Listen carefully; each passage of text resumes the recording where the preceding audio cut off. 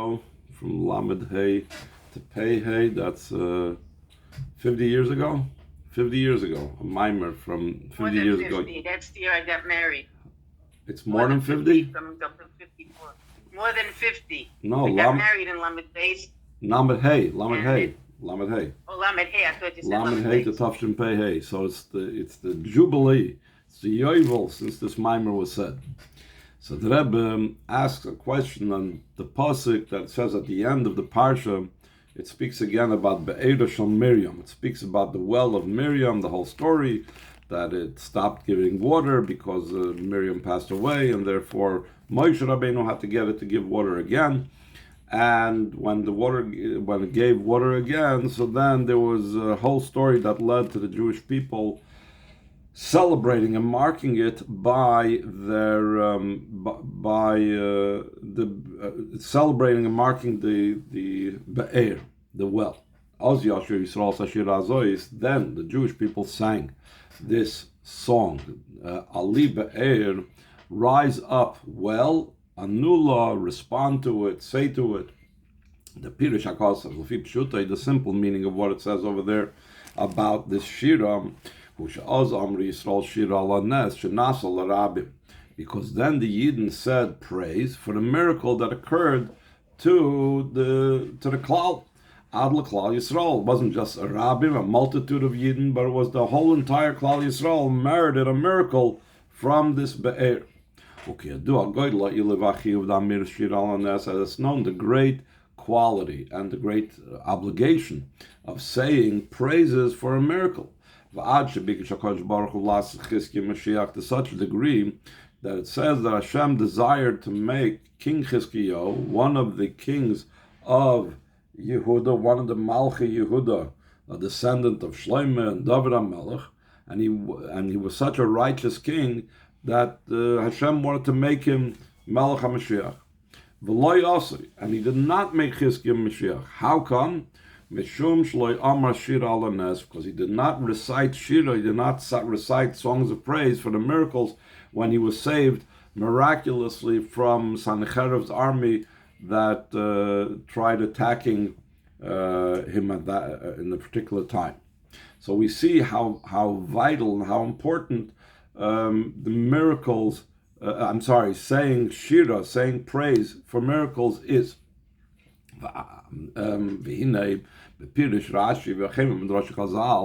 Both in Rashi's commentary and also in Medrashim v'Chazal, ala pasuk, on this pasuk mevur it's explained, Miriam.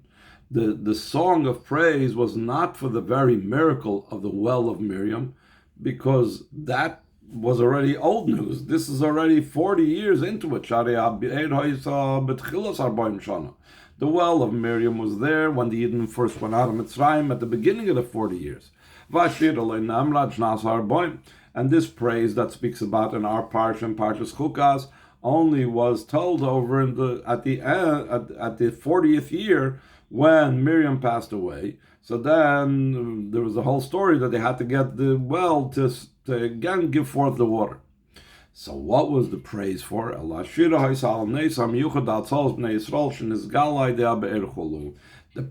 praise was on a special miracle of the salvation of the Jewish people that was revealed through the well.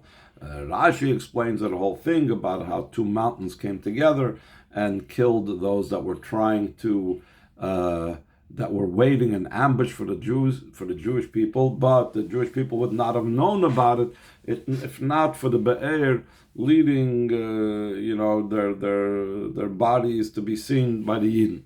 So that was the Shira. The Shira was not on the actual miracle of the well. Fine. That being the case, that makes sense. But there's still a question over here. But still, we need to understand. There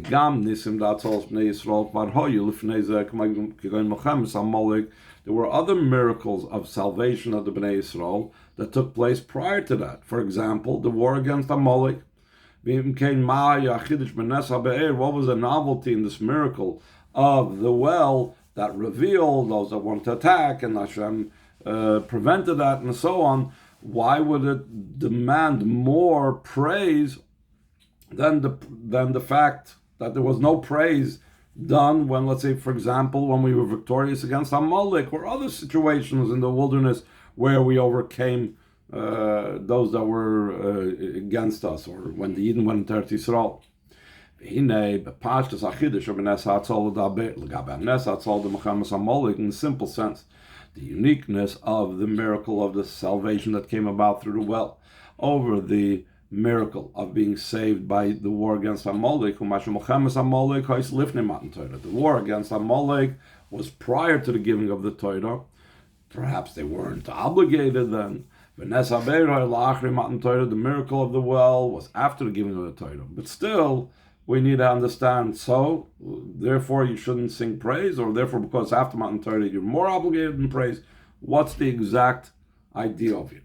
We need to understand what's the idea that necessitated over here a special song of praise that the Yidden sang.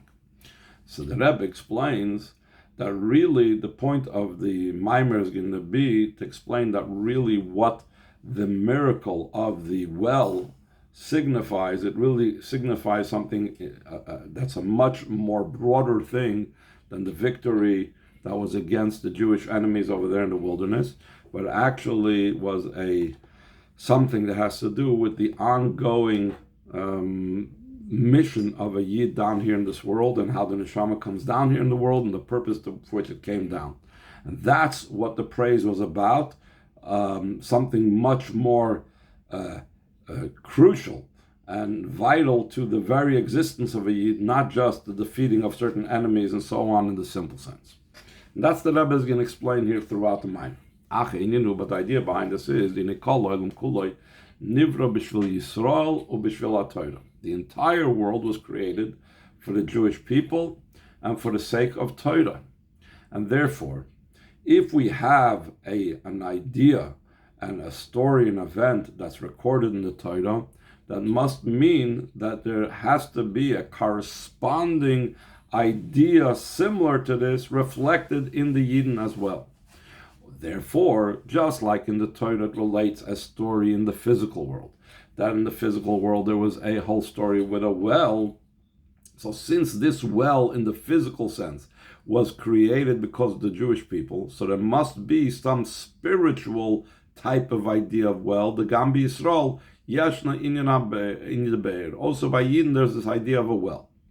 So what is the idea of a well by a Jewish person? As it's known, Sheknes Yisrael, the entire gathering of the Jewish people in the spheres above, Shoydish Neshamos Yisrael, the root of all the souls of Yidden, Nikrib Shem Be'er, is called a well.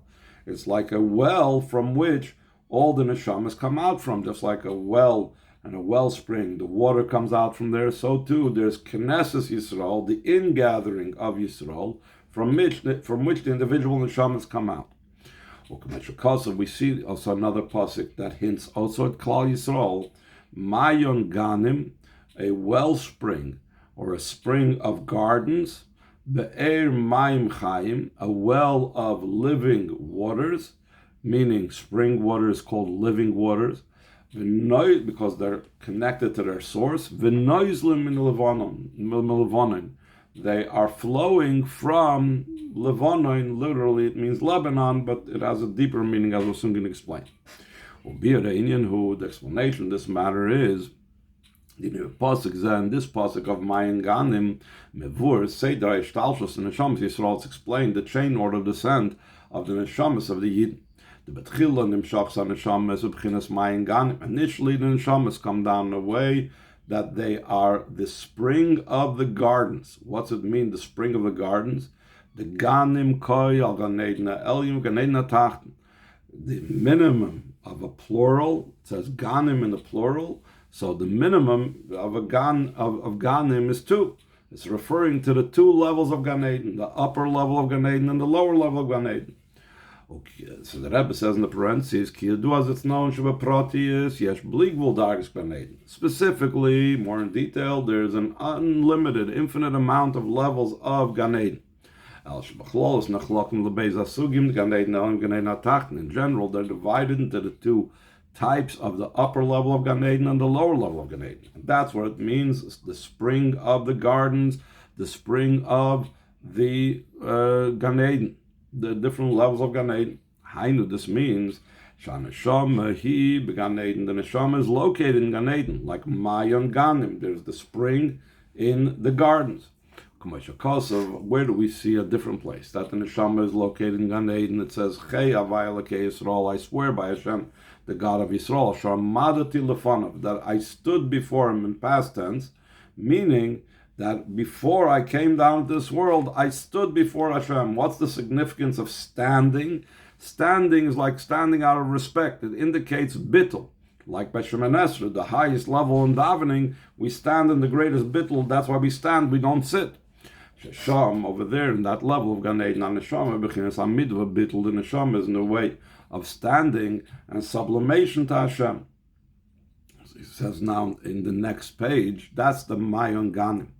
So that level of the Neshama, the way it's in the gardens, doesn't just remain over there. It starts off, it's a Mayon in the Ganim, it's a spring that's in the gardens of Gan Eden. Where does it go afterwards? Afterwards, the Neshama descends below. The Neshama, the way it's down here below, is like a well of living water, meaning a well that's connected to spring water. A well flows underground.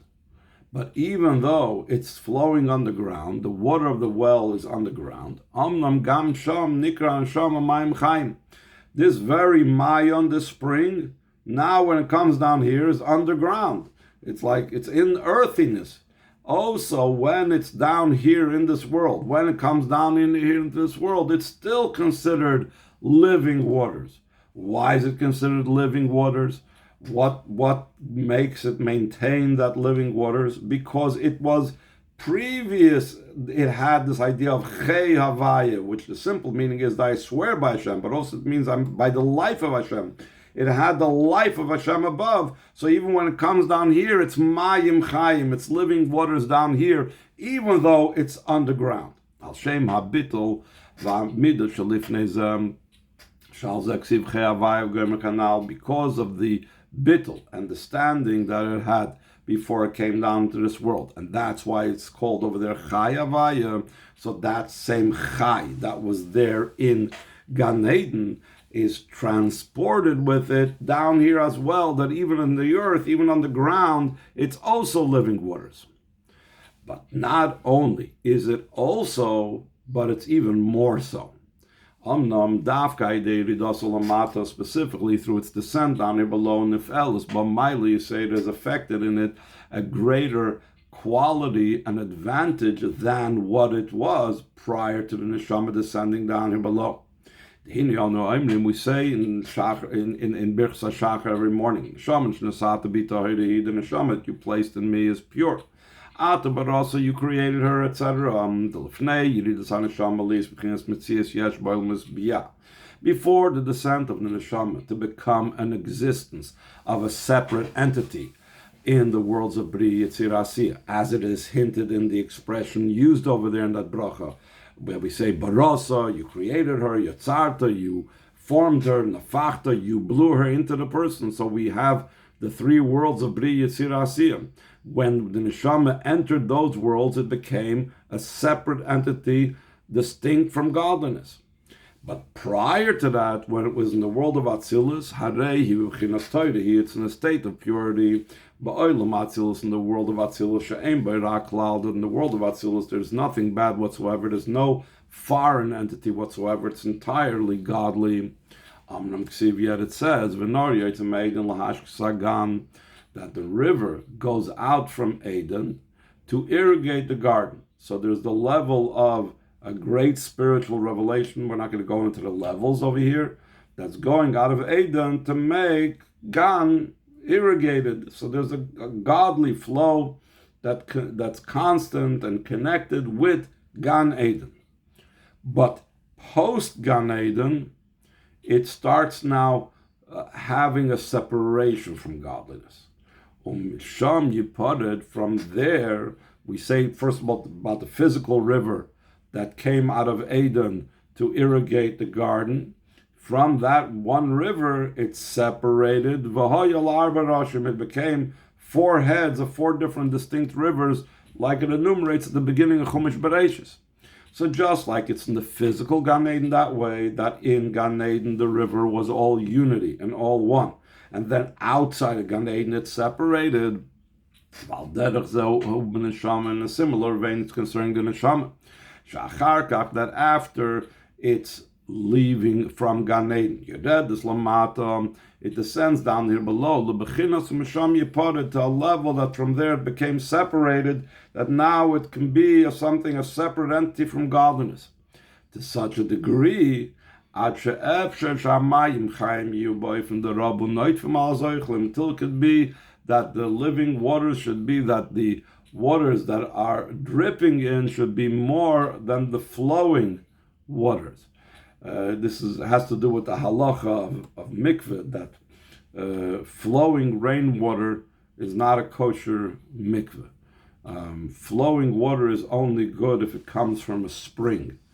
And if in certain situations we are concerned that if it rains and the rain is more than let's say we have some body of water.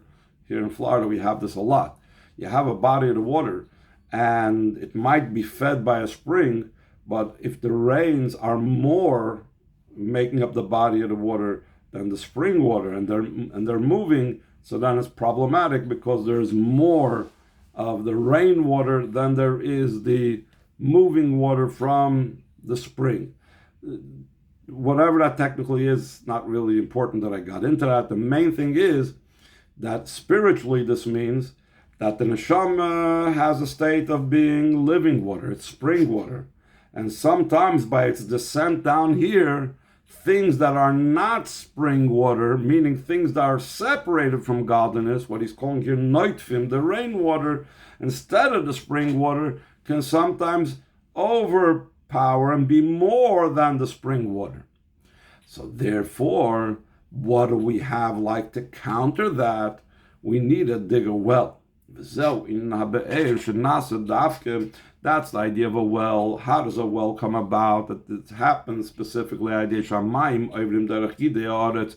through the waters passing through the channels underground. And they break through and they burst forth from the ground. That through that process of going through the earth, the waters become clarified and sweet. I think the Gemara refers to it that even seawater can through the process of going underground through the underground channels, that causes it to remove any of the impurities or any of the salt from it, etc., and makes it drinkable and so on. And spiritually as well, it makes it kosher for purification purposes, until they can become a kosher mikveh because it's a spring water, and therefore they can purify all impurities. Even the most severest impurity, which is spoken about at the beginning of this week's parsha, that a person that the most severest impurity is a person that came in contact with a dead body, that needs spring water mixed with the ashes of the red heifer, but it needs specifically spring water. You can't use other type of water to be able to purify. So what do we see? That going through the earth, which earth shows on something negative spiritually. The neshama came down here and it's embedded in the earth, and yet specifically through going through the earth, it produces a type of water that can purify from all impurities. So we see how powerful this is.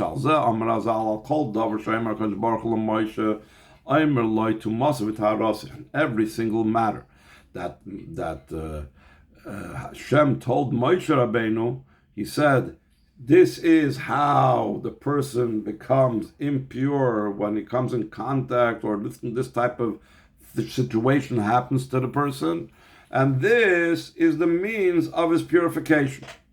Once they reached Parshas Emer al Kayanim, where over there it talks about the impurity of coming in contact with a dead body. So Moshe told Hashem, Rebbeinu Shalom, Im nit mazeh b'meitei tirasei. If a Kayan does become impure through contact with a dead body, Hashem just told him, tell the Kayanim to be careful, don't get in contact with a dead body. So Moshe Rabbeinu asked, so what happens if he does come in contact with a dead body? How does he become purified? Lo yeshivai. Hashem did not respond to Moshe Rabbeinu. At that time, Moshe's face became dark and changed colors, meaning he thought that it's hopeless, that there's a certain type of tumah which you can't rise from, which is the tumah of contact with a dead body. So he says, Harei hatara hi aideh ma'im chayim. But eventually it came to our parsha, Moshe Rabbeinu was finally relieved. And Moshe Rabbeinu was told that the purification comes about through the spring water. Moshe Kosev, like it says in our parsha, V'nosnol of Ma'im Chaim El Keli, that in addition to the ashes of the red heifer, shall place upon it spring water into a vessel. Shaydei HaMa'im Chaim B'tziruf HaEfer, Afshal Atayr Gam Tumah Chamur Azu. Through the spring water, the living water, and combined with the ashes, it's possible to purify also such a severe impurity. In a similar vein, spiritually concerning the neshama, specifically through its descent down here below, it reaches an even greater quality, an even greater level. Through that, the neshama rises up even higher than what it says. It was in a state of purity that was preceding its coming down into Biyah, the way it was still in Atzilus, L'maylo Mayin Ganim, even higher than it was a spring within the gardens of Gan Eden Elyon, Gan Eden Atachta, and even higher than any of these levels that was prior to coming down here into this world. It attains a higher level by coming down here. So the question is, very, very down to earth, how is that possible? The second paragraph on the page, seemingly we need to understand how is it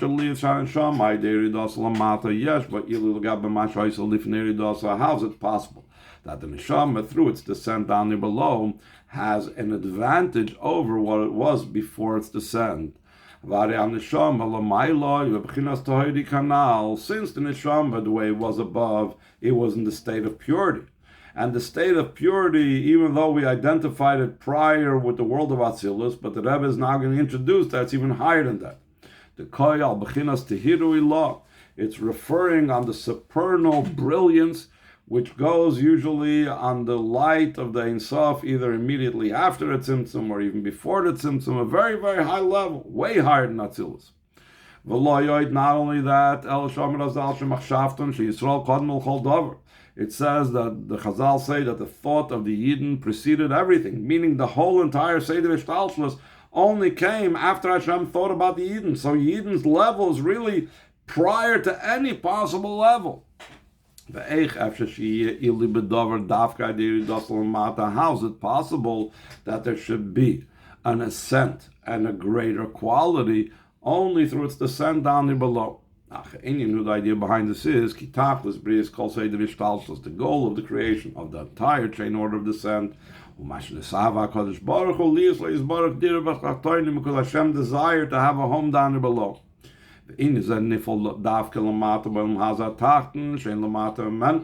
And this home down here below is affected specifically down here in this low world, that there's no world lower than it. He likes to explain in the Hemshech of Yud Shvat of the Frierdiker Rebbe, of his yahrzeit, concerning I've come to my garden, to my special place, to my place of pleasure and delight. The Iker Shechina b'tachtonim ha'isa, the Medrash says that the primary place of the Shechina is down here below. She'ikar hakavoni b'tachtonim davke, because the main intention of the creation is only down here below. Like it says at the beginning of creation, he placed him in Gan Eden to serve it and to guard it. The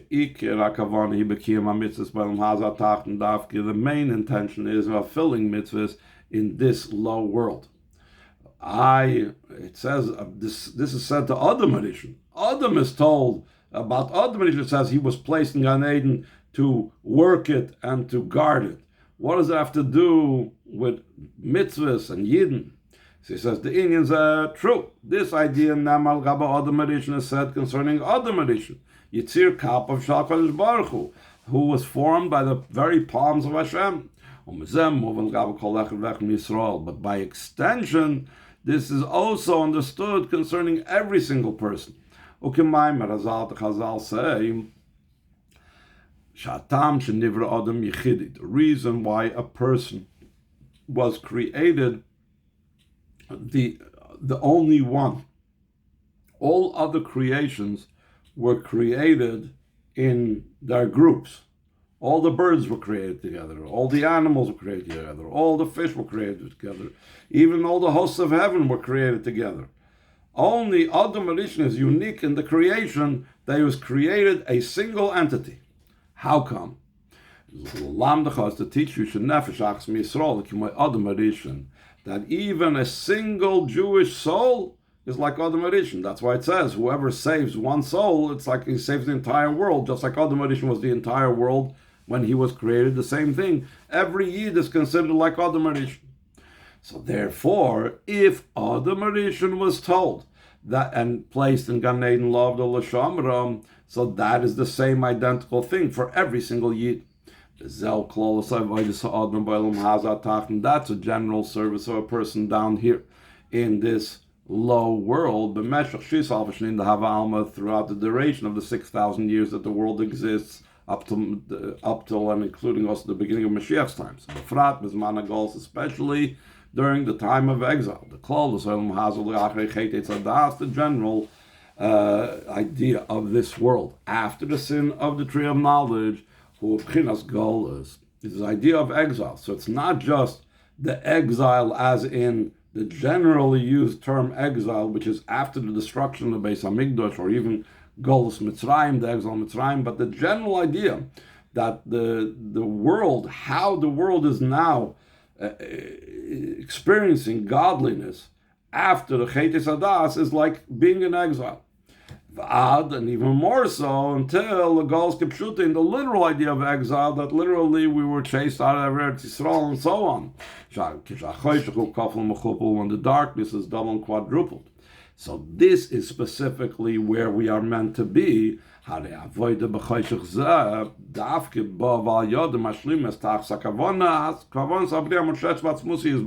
avoid in this darkness is that through it, that in it and through it, we complete and fulfill the goal of the intention of the creation, that intention of creation is rooted in Hashem's very essence. Therefore, it's understood how through our avodah down here we can reach even higher than the neshama is itself, because we are complementing, if you will, and reaching the entire purpose of creation, which is in Hashem's essence. Well, pratis Yashir inyan hu b'mais ha-mitzvahs davke. More specifically, that's through the actions of mitzvahs specifically. The ma'isa hu ha'ikar, because action is what's primary, even more than Torah study. And this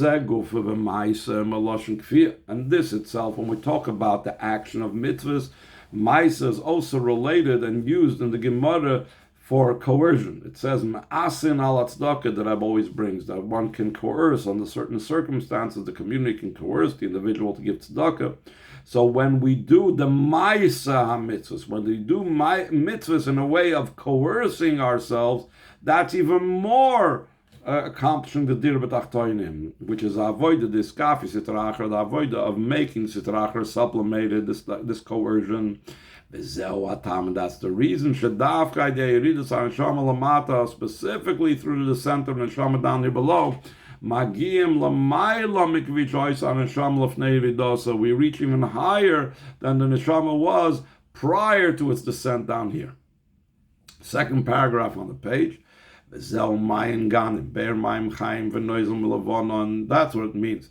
The wellspring, the spring of the gardens. the well of living water flowing from Levonoin. The Betchila Neshama begins Mayin Ganim. Initially, the Neshama with waits in Gan Eden is a spring in the gardens of Eden. Afterwards, through its descent down here below, it becomes a level of a well of living water. How does it become living water? It's through passing through the channels of the earth, just like the person doing the avoid and the physical mitzvahs in a way of coursing the clip and so on. And after all of that, we reach the level of that it flows out of Levonoin. Like it's explained in the Maamarim, the Inyan Levonoin Koi Alev Nun. The word Levonoin can be divided into Lev, Lamed Beis, 32, and Nun, 50. Hainu, Lamed Beis and Sivas HaChochma, it's brought down in the Sefer Yetzirah that there's 32 paths of Chochma. The Nun Shari Bina, and the 50 gates of Bina, where the 32nd path and the 50th gate reach the utmost highest. So that's what it means, that through the avodah of Be'er Mayim Chaim, dealing with the ground and underground type of flow and clarification and making it into the water sweet, through the kfiyah and through the working with the physical, so one reaches the most highest level of Lev and Nun, the idea of the most highest level in Chachma and Bina and so on. And even higher in the supernal whiteness, beyond any type of constriction, like white is a pure color without any type of limitations. And even higher than that, the level that's flowing, the koil and mazel shel maila, the word noislim is related to the idea of mazel. So that's what it's coming from. It's coming and reaching and touching all the way the level of mazel.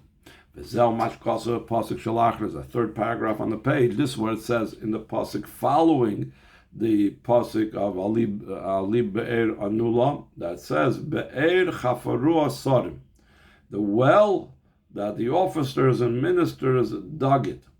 What are the Sarim? What are these officers and ministers? The Sarim within the person who is considered the officer, the minister.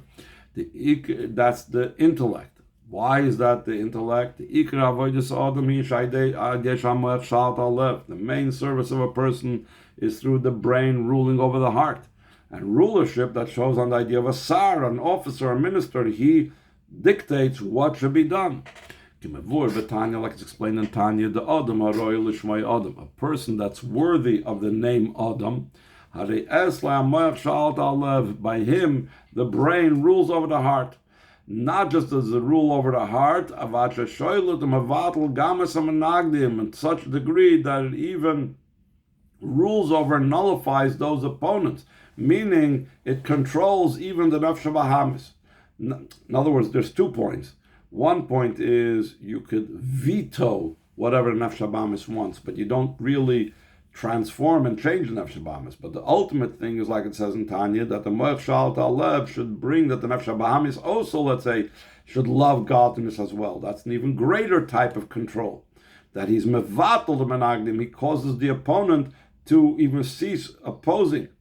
Okay, move Mamavor Betanya, like it's explained also from what's like it's understood also from what's explained in Tanya. Like it's, for example, that when a person is davening and the nefesh bahamis is disturbing him in the middle of davening by throwing in foreign thoughts, so it's just like if a non-Jew, for example, is standing and middle of davening and disturbing him and talking to him, etc., etc. And what does the Alter Rebbe say a person should do? And a person through his avoid of ignoring him, that nullifies him. So that's the ultimate moach shalt alev of the brain ruling over the heart. That's why it's called sarim. That's why it's called an officer and a minister, because it rules over the person. And this doesn't just affect the heart and just remain in the heart. So the person conquered his heart, fine. But it really expresses itself in the rest of him as well. Through the brain ruling over the heart, the heart spreads out to all sides. Just like physically, the heart causes that the blood goes and circulates throughout the entire body. So then he digs and reveals the essence of the soul. That's why it says the intellect and the brain that makes the rulership over the heart. So then it causes that the well, that's the water that's deep down the well should become revealed, the essence of the neshama. It's like the teaching of the Baal Shem Tov on the pasuk that you will be a land of desire. That the Jewish people are like a land of delight and desire, a desirous land that has in it all types of precious things and pleasant things concealed underground. Through digging in the depths, we reveal the great treasures and the great wealth. This means that we reach over here higher than the root of the neshama that we said before might be rooted in Tirei law and all these things. We reach even higher than that. Last paragraph on the page. That's what it means. Then the Yidden sang, rise up well and respond for her, the Be'er Koil Neshama Kanal. That the well is referring to the Neshama, like we said before. Vali Be'er, and rise up the well, Hainu Aliyas and Neshama, Shenifel by the Irdasal Mata. It's the elevation and ascent of the soul that's affected in it through its descent below. The Inyan and New Law, and the idea of respond to her, who that means Hanesinas Koyach, the empowerment Shemekablim Aidezem al my law, that now in turn, like a response. Anula, it's a response that now it's getting a response from above, that it's getting an empowerment from above through the person digging his own internal well. Maamar, like the Chazal say, if Hashem would not assist the person, he would not be able to overcome the Yetzer Hara. But first he's got to do, and then Hashem will help. If it's going on Hashem, why does it say plural, respond to her, which anu means in the plural? Moving up, Maamar, this will be understood according to what's explained in a different place. That Havaya is for me amongst the assistants in the plural, which is also a Yud-based Tammuz Maamar. Oizroi Lashon Rabim, my assistants, plural helpers. Why does it say plural helpers? Hashem is amongst a whole bunch of other helpers. Hashem is the only one that helps. So it's explained, the koyam, the tzoysa, kedusha, hamizbarim, adekim, mitzvahs. The plurals referring to the sparks of holiness are become refined through fulfillment of mitzvahs. Through its descent into the world and engaging with the world and dealing with these sparks, we effect salvations in the world. He effects salvations within the earth. Why does it say within the earth? What's the meaning behind it? Specifically through descending in like the intestines of the earth. In its indication is the lowest part of the earth itself. Parts of Eira, like it's also understood from Rashi on parts of the Eira on the words Al Kerev Haaretz.